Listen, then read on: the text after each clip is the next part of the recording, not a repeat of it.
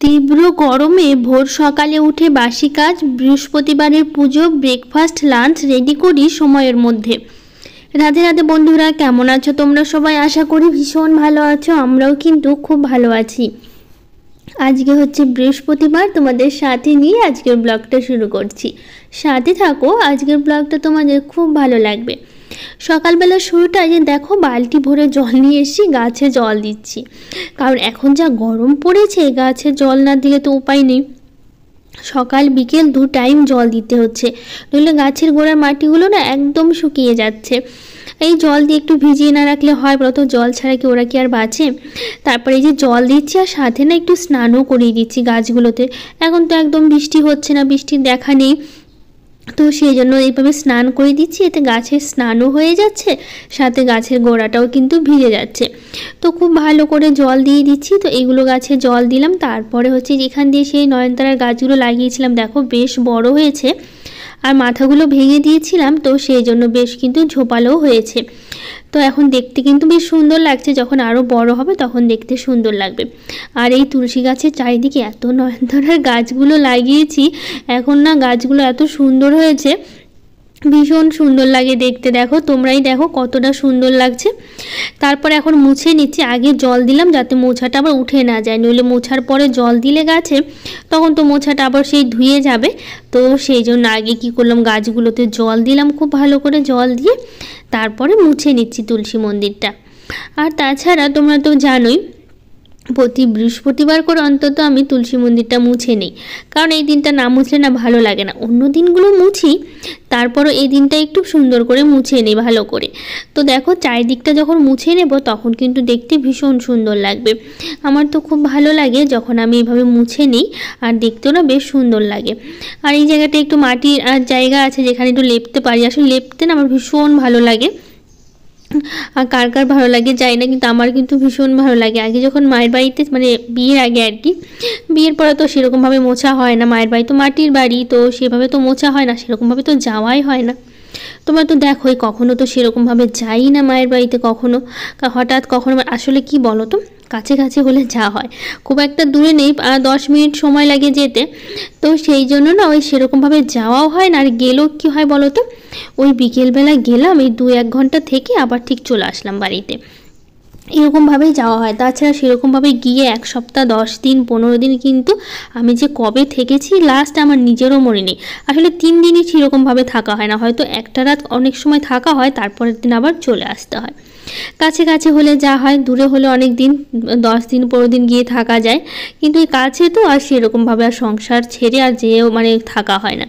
এদিকে বাবানেরও স্কুল থাকে, বাবানের পাপারও স্কুল থাকে, তো সেই জন্য ওদের রান্নার জন্য আর যাওয়া হয় না। এদিকে তো আমি গিয়ে বসে বসে খাবো, কিন্তু এরা তো বাবানের মতো রান্না করতে পারে না।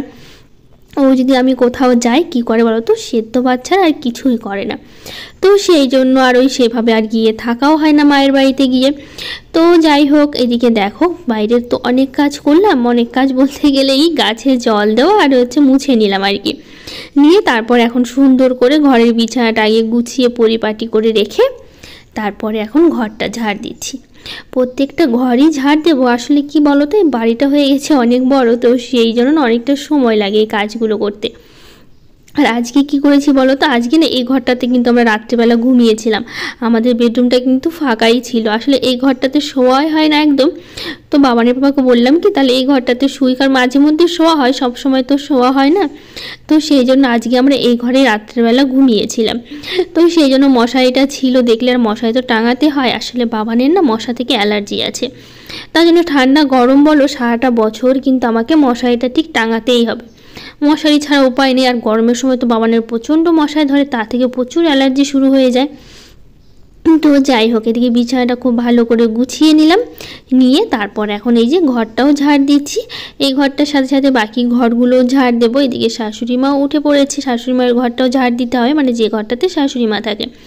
তো আগে এই ডাইনিংটা খুব ভালো করে ঝাড় দিই, দিয়ে তারপরে ওই ঘরগুলো যাব। তারপর রান্নাঘর আছে, আসলে অনেকটা সময় লাগে ঝাড় দিতে জানো তো, কারণ হচ্ছে বাড়িটা হয়ে গেছে বড় অনেকটাই, আর সব জিনিসগুলো তো ফাঁকা আছে, সেরকমভাবে ফার্নিচার নেই। অনেক সময় ফার্নিচার দিয়ে ঘর ভরে থাকে, তো জায়গা কম থাকে, ঝাড় দেওয়ার জায়গাটাও কম হয়ে যায়। কিন্তু আমাদের বাড়িতে তো সেরকমভাবে কোনো সেরকম ফার্নিচারগুলো নেই, তো সেই জন্য না ঝাড় দিতে প্রচণ্ড সময় লাগে। তো এইদিকে ঝাড় দিতে দিতে না দেখি বেসিনটাও একটু নোংরা হয়েছে, তো ভাবলাম বেসিনটা পরিষ্কার করে নিই। আর এইদিকে বাবান এসে কী বলছে বলো তো, বাবার হাত দেখাচ্ছে কেন, আসলে বাবানের বাবার একটু হাতে নাকি ছিলে গেছে, মানে ওই বাসন রাখার ঝুঁইটাতে ওখানটা ঘষালেই একটু ছিলে মানে চাম উঠে গেছে। তো সেটাই আর কি, ওই যে বাবানের বাবা দাঁড়িয়ে দাঁড়িয়ে ওখানে আছে আর কি, ও দেখছে যে কীভাবে ছিলে গেল। তো সেটাই আর কি, বাবান এসে আমাকে বলছে যে পাপার না এখানে ছিলে গেছে, রক্ত বেরিয়ে গেছে, কেটে গেছে, আমাকে এসে দেখাচ্ছিল আর কি। তো যাই হোক, এদিকে দেখো আমি খুব ভালো করে ঝাড় দিচ্ছি। তো এইদিকে দেখো যে শাশুড়ি মা দেখা যাচ্ছে উনি ব্রাশ করে কিন্তু এখন ঘরে আসলেন। আসলে দেওয়াল ধরে ধরে উনি যেতে পারে আর কি সব, এখন তো মানে অনেক দিন হয়েছে তো বাড়িটা করা হয়েছে, তো এখন থেকে থেকে একটা অভ্যাস হয়ে গেছে, তো সেই জন্য আর কোনো সমস্যা হয় না আর কি। তো যাই হোক, যদি স্নান করতে গেলে তখন ওই জামা কাপড় জল ভরে সব কিছু সাবান টাবান দিয়ে রেডি করে রাখতে হয়, নিজে নিজেই স্নানটা করতে পারে। তো এইদিকে আমার দেখো ওষুধটা রাখতে রাখতেই পড়ে যাচ্ছিল, কাচের বোতল ছিল, যদি পড়ে যেত একদমই কিন্তু ভেঙে যেত, ভাগ্যিস আমি ধরে নিয়েছিলাম। তো যাই হোক, এদিকে ওই শাশুড়ি মাকে সব কিছু রেডি করে দিলে উনি নিজে নিজেই স্নানটা করতে পারে। আগে তো ধরে ধরে নিয়ে যেতে হতো, বাথরুমেও ধরে ধরে নিয়ে যেতে হতো, কিন্তু এখন ওই দেওয়ালটা ধরানো শেখানো হয়েছে। তো যাই হোক, ওই দেওয়ালটা ধরে ধরে না কি করে বলো তো, ঠিক বাথরুমে যেতে পারে। তো এখন আর সেরকমভাবে অসুবিধা হয় না, নাহলে সবসময় একটা মানুষকে বারবার বাথরুমে নিয়ে যেতে গেলে অনেকটা সময়ের দরকার। তো এদিকে কাজে ব্যস্ত থাকে, একটু অসুবিধাও হয়, কিন্তু এখন ওই যে থাকতে থাকতে একটু অভ্যাস হয়ে গেছে, এখন আর সমস্যা হয় না আর কি। তো যাই হোক, এদিকটা দেখো ঘরগুলো ঝাড় দিয়েছি, দিয়ে তারপরে এখন উঠোনটা ঝাড় দেওয়ার পালা। উঠোনটা ঝাড় দেবো। তো এইদিকে দেখো কালকে একটু হাওয়া ছিল, তো এদিকে দেখো অনেক ফুলগুলো কিন্তু পাশে একটা গাছ আছে, মানে পাশের বাড়ির গন্ধরাজ ফুলের গাছ, তো ওখান থেকে দেখো ফুলগুলো শুকনো শুকনো ফুলগুলো অনেক কিন্তু ঝরে পড়ে। তো রাত্রেবেলা একটু হাওয়া দিয়েছিল, সেই হাওয়া থেকেই ঝরে পড়েছে অনেকগুলো ওই সাইডটাতে আর কি। তো এইদিকে দেখো খুব ভালো করে ঝাড় দিচ্ছে। এদিকে বাবানের পাপা এসে বসলো, আসলে বাবানের পাপার শরীরটাও ভালো নয়, একটু জ্বর জ্বর আছে, কদিন ধরেই বলছিল যে শরীরটা খারাপ, কিন্তু আজকে বললো যে আজকে বেশি লাগছে শরীরটা খারাপ। তো সেখানেই বসে পড়ছে, বলছে ভালো লাগছে না, শুয়ে থাকতেও ভালো লাগছে না, বসতেও ভালো লাগছে না, কিছু খেতেও ভালো লাগছে না, ঠিক মতো না খেতেও পারছে না, এখন শরীরটাও একটু অসুস্থর জন্য বলছে জ্বর জ্বর সর্দি, একটু মাথা ধরছে, তো ভালো লাগছে না। তো যাই হোক, এই দিকটা দেখো আমি জল দিয়ে দিলাম, আসলে অল্প করেই জল দিচ্ছি, নইলে যে এই দিকটা জল বেশি করে জল দিলে না সব জলটা ওই তুলসী মন্দিরের ওখানেই চলে যায়, তখন ওই কেবলই তো মুছে নিলাম, তো দেখতে ভালো লাগবে না, উঠে যাবে, তো সেই জন্য অল্প করে জল দিলাম, দিয়ে তারপরে স্নান করে নিয়েছি। স্নান সেরে একবারে চলে এসেছি এই যে ঠাকুর ঘরে। কয়েকটা কিন্তু স্নানের আগে কাপড়ও কেচেছি, কিন্তু কাপড়গুলো সে পরে মেলবো রেখে দিয়েছি, ভাবলাম আগে পুজোটা সেরে নিই। তো এইদিকে দেখো এই যে সাদা জবাগুলো তুলছি, দেখো একদমই ফুটেনি, আর এত দেরি করে ফুটে কি বলবো। দেখো বাকি সব জবাগুলো কিন্তু সকালবেলা ছোট থাকে, একটু বেলা হলেই কিন্তু কি সুন্দর ফুটে গেছে দেখো ফুলগুলো, কিন্তু সাদা জবাগুলো ফুটতে না সেই 9টা-10টা বাজিয়ে দেয়। আমি তো সেই পুজো দিই তো 7:30 বা 7টার দিকে, তো সেই জন্য আর কি ফুটতে না অনেকটা সময় লাগে। সেই না প্রত্যেক দিন সাদা জবার কী হয় বলো তো, কুড়িগুলো তুলে তারপরে পুজো দিতে হয়, অনেকটা বেলা হওয়ার পর ফুলগুলো ঠিক মতো ফুটে ওঠে, তাহলে কি ভালো লাগে বলো তো। যদি সকালবেলা না ফুটে, তো প্রত্যেকটা জবাই কিন্তু ফুটে গেছে, শুধু সাদা জবাটা বাদ দিয়ে, নইলে সবগুলোই ফুটে গেছে। তারপর এখন এই যে সাদা ফুলগুলো তুলে নিচ্ছি, এখন এই সাদা টগর যেটা সেটাই তুলছি এখন। আর এই গাছটাতে এত ফুল দেয় না, আর অন্য কোনো ফুলের প্রয়োজনই পড়ে না জানো, এত ফুল দেয় গাছটাতে, গাছ ভর্তি সাদা ফুলগুলো ফুটে থাকে, আর দেখতে না ভীষণ সুন্দর লাগে। আর ফুলগুলো তো অনেকটা বড় বড় না, অল্পতেই হয়ে যায়। দেখো কি সুন্দর কত রকমের ফুল তুলে নিয়েছিস। আর জবা ফুলই কিন্তু হচ্ছে 5টা কালারের জবা আছে, লাল আছে, গোলাপি আছে, ঘিয়া কালার আছে, সাদা, সরি 5টা বলেছি, 4টা কালারের আর কি, আমারই ভুল হয়েছে গুনতে, তো হচ্ছে 4টে কালারের হচ্ছে জবা আছে। তারপর নয়নতারার কিছু ফুল ছিল, কিন্তু নয়নতারা ফুল তুলিনি, সাদা টগর আর হচ্ছে নীলকণ্ঠ, এগুলো ফুলই তোলা হয়েছে। সব ফুল নিয়ে চলে এসেছি ঠাকুর ঘরে। এই যে ঠাকুরকে প্রথমে এই যে ভালো করে স্নান করে দিচ্ছি, মানে কাপড়টা ভিজিয়ে ভিজিয়ে ভালো করে মুছে নিচ্ছি। আর গোপালকে তো কাপড় ভিজিয়ে মোছানো যাবে না, গোপাল যেহেতু মাটির, তো সেই জন্য গোপালকে শুকনো কাপড় দিয়ে সুন্দর করে মুছে নিলাম। নিয়ে তারপর এখন এই যে আসনটা মুছে নিচ্ছি, নিয়ে তারপরে এই যে ঘরটা মুছে নেব এখন, ঠাকুর ঘরটা, পুরো ঠাকুর ঘরটাই খুব সুন্দর করে মুছে নিয়ে তারপরে পুজোর বাসনগুলো মাজবো। তো এই যে পুজোর বাসনগুলো কিন্তু আমি ভালো করে মেজে নিয়েছি, সবগুলো বাসনই মেজে নিয়ে তারপরে এখন ধুয়ে রাখছি। তো এখানে বৃহস্পতিবার দিন তো তোমরা জানোই কতগুলো পুজোর বাসন হয়, সব কিছুই ধুতে হয়। ঘর থেকে শুরু করে প্রদীপ থেকে সবই ধুয়ে পুজো দিই। আর ওই দিনটাই একটু বাসনটা বেশি হয় অন্য দিনের তুলনায়। তাছাড়া প্রত্যেক দিন তো সে ওই থালা মানে থালার গ্লাসটাই থাকে বেশি, আর অন্য বৃহস্পতিবার দিনটা একটু বাসনটা বেশি হয়।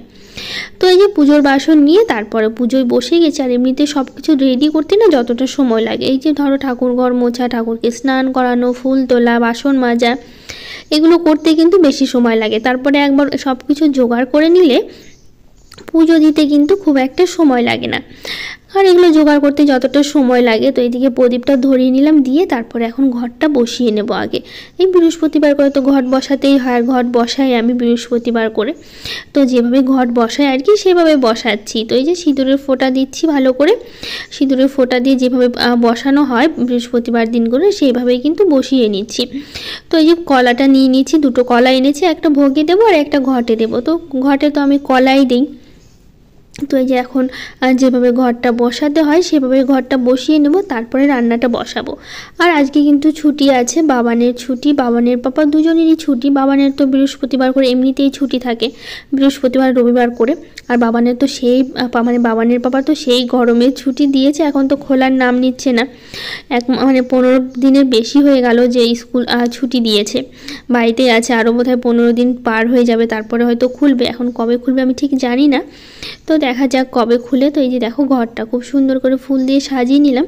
দেখতে কিন্তু খুব সুন্দর লাগে, যখন অনেক ফুল দিয়ে সাজিয়ে নেওয়া যায় তখন কিন্তু আমার তো ভীষণভাবে ভালো লাগে। ঘরটা সাজিয়ে নেওয়ার পর এখন এই যে ফুল দিয়ে বাকি ঠাকুরগুলোকেও সুন্দর করে ফুল দিয়ে দিচ্ছি, ঠাকুরের চরণে ফুলগুলো দেব। আর এত ফুল হয়েছে, আর তার মধ্যে বাবানের পাপা আবার না গন্ধরাজ ফুল নিয়ে এসছে অনেকগুলো। মানে আমাদের গাছ নেই, পাশের বাড়ির গাছ থেকে এতগুলো গন্ধরাজ ফুল নিয়ে এসছে। তো সেই জন্য আজকে ফুল ভর্তি হয়ে গেছে, ঝুড়ি ভর্তি ফুল, অনেক ফুল দিয়ে আজকে পুজো দিলাম। আর ভালো লাগে জানো তো, অনেক ফুল দিয়ে পুজো দিতে, দেখতে তো ভীষণ সুন্দর লাগে। তো এদিকে ঠাকুরকে ফুল দিয়েও না অনেক ফুল বেঁচে গেছিলো, তো ভাবলাম কি তাহলে একটু সুন্দর করে আসনটা একটু ফুল দিয়ে সাজিয়ে দিই। তো আজকে অনেক ফুল যেহেতু হয়েছে তার জন্য সব ফুল দিয়ে সুন্দর করে সাজিয়ে দিলাম। দিয়ে তারপরে এখন এই যে পুজোতে যে বললাম ভোগে দেবো হচ্ছে কলা, দুটো কলা এনেছিল, একটা তো ঘটে দিয়েছি, আর একটা এই যে ভেঙে ভেঙে হচ্ছে প্রসাদে দিয়ে দিলাম। তো এই দিয়ে পুজো শেষ করে তারপরে জল দেওয়া হয়নি এখনও শিব ঠাকুরকে, তো সেই জন্য এই যে শিবলিঙ্গে জল ঢেলে নিলাম, দিয়ে তারপরে চলে যাব তুলসী মন্দিরে। তুলসী মন্দিরে জল দিয়ে তবেই হচ্ছে রান্নাটা বসাবো। তো এই যে জানলাগুলো বন্ধ করে দিই, কারণ পুজোর সময় খুলে দিই, তারপরে না জানলাগুলো আমি বন্ধ করে দিই।